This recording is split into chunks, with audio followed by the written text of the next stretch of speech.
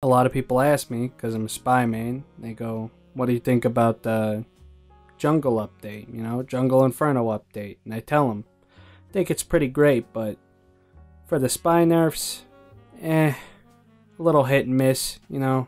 All spy got in this update was a swift kick in the balls.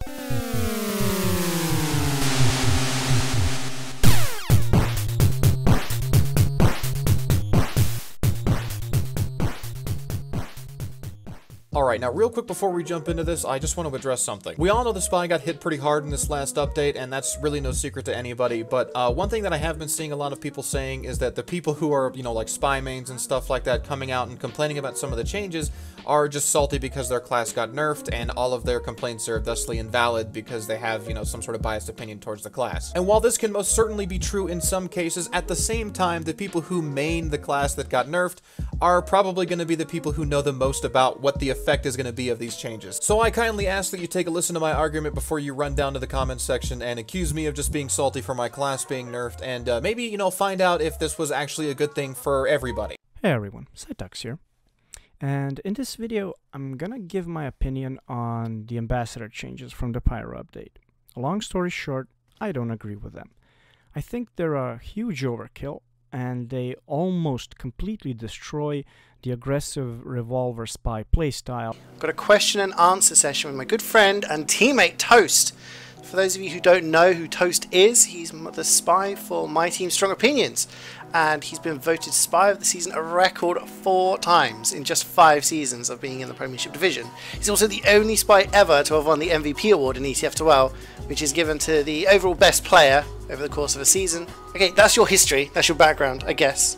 You know, if people don't know you by now, then they can go Google you or whatever. But let's talk about the ambassador, because the ambassador itself, the main thing I think, like, I want to ask, and kind of the thing I want to ask a lot of people, do you think it needed to be nerfed? Maybe not in this way, but in its original form, you know, it hasn't been changed that it was released. Was it too strong in its original form? Did it need some sort of nerf, do you feel, in your opinion? In my personal opinion, I don't think it needed a nerf. And even those weapon rebalances broke a lot of perfectly good ones, like making the ambassador objectively worse than the revolver. But out of all the nerfs, I think the one that got hit the hardest for no apparent reason was the ambassador. They hit the ambi fucking harder than the dead ringer, which I thought was not possible. Anyone who's played any kind of support class, whether it's a healer or something specialized like the spy, knows how good it feels to punish an overconfident combat class that assumes you're defenseless. The ambassador is perfect for this and can cause some really embarrassing deaths. No! God! I really hope they revert the nerfs on this gun because it felt pretty balanced to me. No! God, please, no! No! I don't see how forcing the spy to use tactics that work only on bad players is good for the class.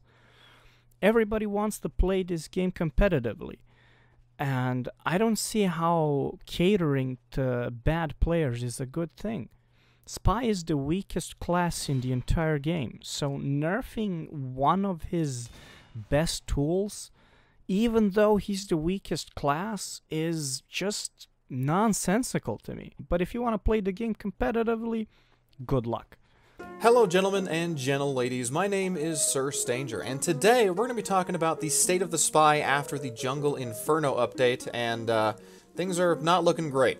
Originally, when I was going to be making this video, I was actually going to be making it in 2 parts. One part was going to be entirely for the ambassador because of just how big and controversial of a change that was, but I don't really need to do that anymore. Another spy main YouTuber by the name of a woolen sleevelet has already made this video, and he did an absolutely excellent job. I definitely recommend that you go on and check it out. Woolen is a much better spy than I will probably ever be, and he just absolutely killed it with this video, and I definitely want you to go check it out if you haven't seen it already.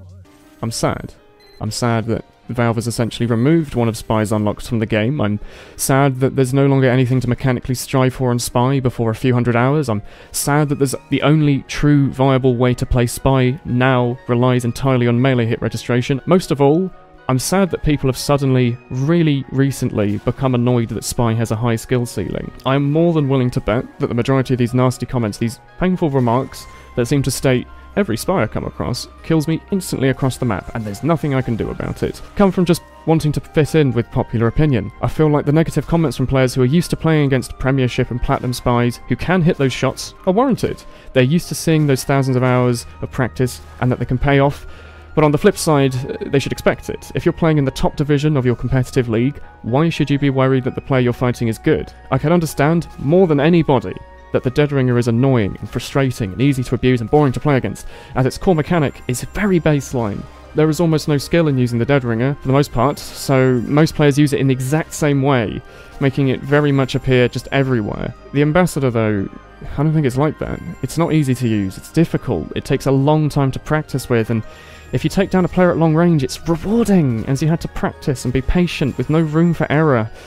I bet that anyone finds themselves dying a lot to pub spies with the Ambassador, that they're going out of their way to chase this one spy who would otherwise be useless, making their movement very predictable and often running in a straight line. The counter to most Ambassador spies was really simple. You just had to move slightly. The difference between headshotting a target running slowly in a straight line and one who occasionally moves to the side is immense, and results in the chance of being hit rising up in difficulty to tremendous levels.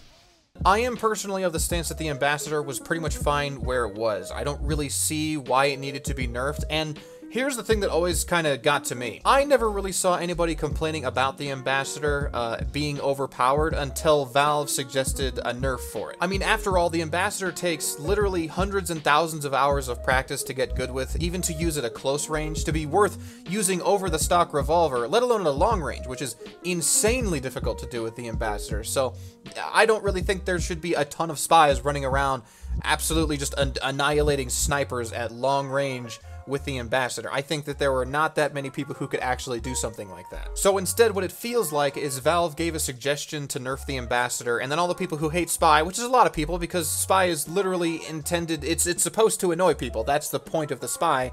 All the people who hate the Spy class just kind of jumped on board and said, yeah, fuck that weapon, it's totally overpowered, and, you know, it needs to be absolutely nerfed. When, in reality, probably most of the time when they were getting long-range headshot, they were, like, standing completely still and got annihilated by a Spy who came at kind of an angle they weren't totally expecting. But, you know what, that happens to all of us. I mean, I use the Ambassador all the time. I've been using it for hundreds and hundreds of hours, and I am still not very good with it at any range. Like, I am definitely not reliably landing headshots at any range. I'm just continuing to practice with it in hopes that maybe my aim will one day improve if I, you know, continue to use it for long enough. And just knowing how much time I've put into it and how far I've gotten and still not at a range where I can actually reliably land headshots, it's kind of absurd to me that this weapon was nerfed so hard, as though every single spy who was using the Ambassador could totally outdo a sniper no matter what they were doing. And it's just kind of, it feels pretty dumb. I just like to see changes in Spy, and changes in a way that don't get nerfed to the point of not wanting to use them anymore. Let's bring in some variety to keep people on their toes and working together as Team Fortress is intended to be played.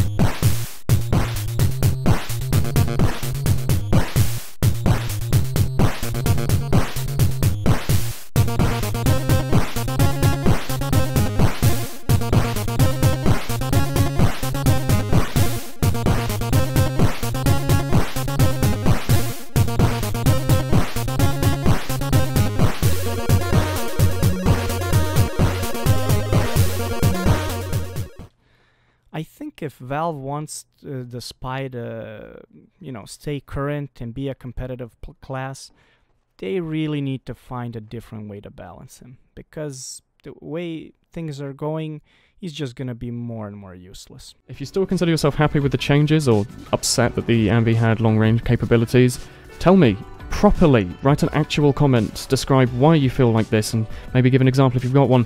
Far too many of the comments recently about the Ambassador have quite literally just been, "Ah, it's unpopular now, you smelly man," without any proper body to it. It makes me think, truly, that the majority of unhappy players are just following popular demand and deciding that they too want to fit in and dislike the weapon. And before I leave you, might I quickly mention that the diamond rank is completely unchanged during the update and still rewards cross-screen 102s for body-shotting players once you've backstabbed a few people.